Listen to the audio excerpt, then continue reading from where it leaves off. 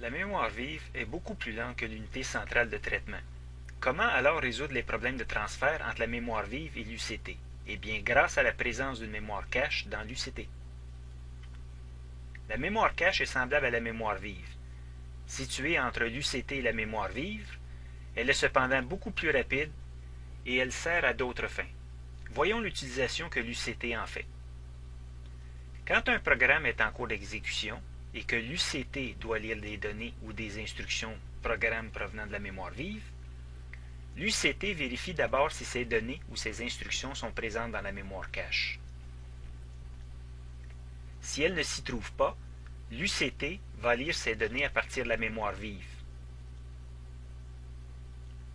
En réponse à la demande de l'UCT, la mémoire vive retournera les données requises et les placera dans les registres.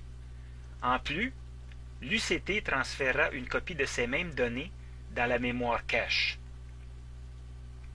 Quand l'UCT aura à utiliser à nouveau ces données, elle les trouvera dans la mémoire cache. Elle gagnera du temps car elle évitera de charger ces données à partir de la mémoire vive.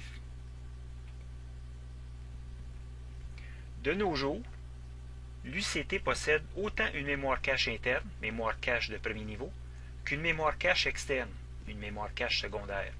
Il n'est pas rare de voir les systèmes haut de gamme compter sur une mémoire cache de plus de 3 mégaoctets.